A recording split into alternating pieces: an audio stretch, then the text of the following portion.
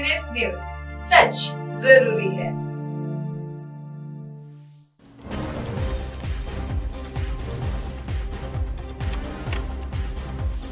दर्शकों नमस्कार, मैं हूं आपके साथ रोशनी और ये है एमएनएस न्यूज नेटवर्क। आप देख रहे हैं एमएनएस न्यूज टीवी।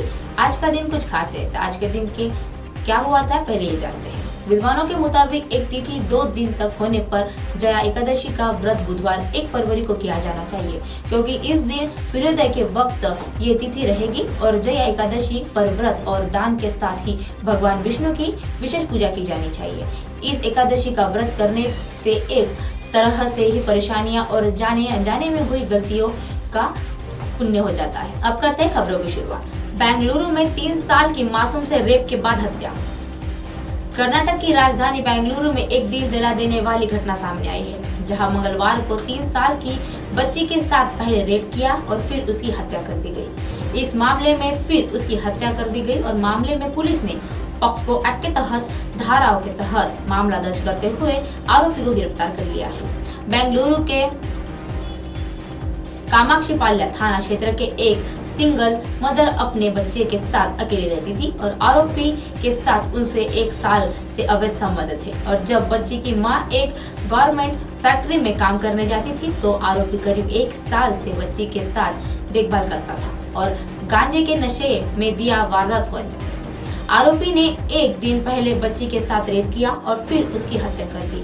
बच्ची की मां ने शिकायत के बाद पुलिस ने आईपीसी की धारा 376, 402 और पॉक्सो एक्ट के तहत मामला दर्ज किया है, जिसके बाद आरोपी को बीते मंगलवार को गिरफ्तार कर लिया गया है। और पुलिस ने बताया कि जब आरोपी ने इस वारदात को अंजाम दिया उस समय वो नशे में था। आरोपी ने पूछताछ के बयान किया कि वह गांजे का नशा करता था। गोटा से भी सामने आई है ऐसी एक खबर, तो आइए जानते हैं। ऐसी ही एक घटना झारखंड के गोटा जिले से सामने आई थी और जहां 3 साल की बच्ची के साथ 18 साल के पड़ोसी युवक ने रेप किया था और वारदात को अंजाम दिया था। घटना 26 जनवरी की थी और घर से बाहर अकेली रही बच्ची को पाकर युवक अपने साथ ले गया और उसके साथ रेप किया और वारदात को अंजाम दिया। बच्ची के रोने की आवाज सुनकर गांव के लोग वहां पहुंचे गए और पुलिस को इसकी जानकारी दी। मौके पर पहुंची पुलिस ने बच्ची को आसपास में भर्ती किया गया और आसपास के अस्पताल में भर्ती किया गया और उसके बाद आरोपी को गिरफ्तार कर लिया गया। 3 साल तक पाकिस्तान की जेल में कैद रहे ए.के. हंगल।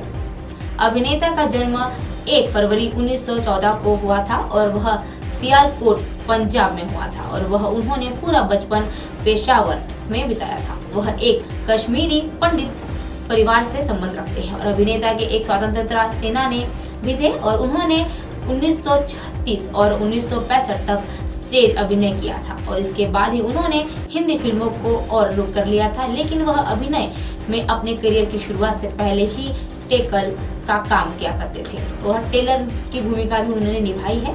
3 साल तक जेल में रहे बंद ए.के. हंगल एक स्वतंत्रता सेनानी के और उन्होंने साल 2029 से वह लेकर साल 2087 तक के बीच देश की आज़ादी से लिए लड़ाई की थी और इसी दौरान उन्होंने कराची की जेल में 3 साल बिताने पड़े थे।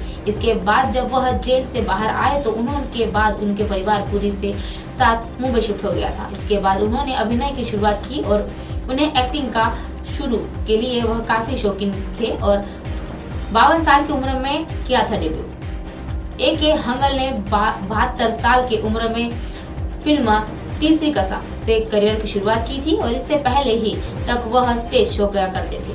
52 साल के ज्यादा की उम्र के बाद ही कारण उन्होंने बड़े बुजुर्ग के किरदार मिला करते थे, जिससे उन्होंने अपनी अभिनय से जान डाल दी थी। और फिल्म शोले के रहीम चाचा अपने अनोखे अंदाज में वह बेहतरीन अभिनय के लिए भी याद किया जाता है। शोले फिल्म के उनका एक डायलॉग इतना सन्नाटा क्यों है भाई आज भी मशहूर है। 16 फिल्मों में राजेश खन्ना के साथ काम कर चुके हैं। ए.के. हंगल ने बॉलीवुड के तमाम फिल्मों की है और उन्होंने 16 फिल्में राजेश खन्ना के साथ की है।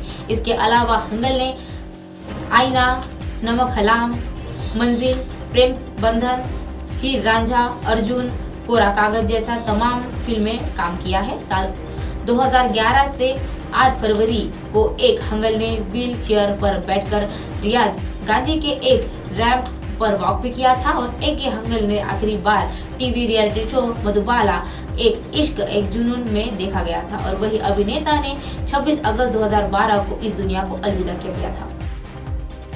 ज्योतिका कर रही है बॉलीवुड में कमबैक। साउथ की इंडस्ट्री की ज्योतिका बॉलीवुड में कमबैक करने के लिए पूरी तरह से तैयार है। वह राजकुमार राव की आने वाली फिल्म श्री से कमबैक करेगी। यह दृष्टिबाधित उद्योगपति श्रीकांत बोला की बायोपिक है और इसी तुषार हिरानंदानी निर्देशित कर रहे हैं। ज्योतिका ने अपने इंस्टाग्राम पर खुलासा किया है कि उन्होंने फिल्म की शूटिंग पूरी कर ली है और उन्होंने लिखा है कि मुझे इस मीनिंगफुल सिनेमा का हिस्सा बनाने के लिए धन्यवाद। ज्योतिका ने प्रदर्शन द्वारा निर्देशित हिंदी फिल्म डोली सजा के एक रखा है और उसके बाद ही इसे बॉलीवुड में डेब्यू किया था। अब आप हमारे चैनल को अपने मोबाइल पर भी देख सकते हैं। मोबाइल ऐप पर देखने के लिए प्ले स्टोर से MNS news TV app download करें। इंस्टा, लिंक, ट्विटर, हाईक्यू, फेसबुक और कई सोशल मीडिया के प्लेटफॉर्म पर हमारा चैनल उपलब्ध है। आप इस यूट्यूब पर भी देख सकते हैं। आप हमारे चैनल को लाइव भी देख सकते हैं www.mnsnewstv.com पर। फिलहाल वक्त चला है दर्शकों ब्रेक का। ब्रेक से लौटने के बाद देखिएगा देश और दुनिया की तमाम खबरें। बने रहिए MNS न्यूज पर। नमस्कार।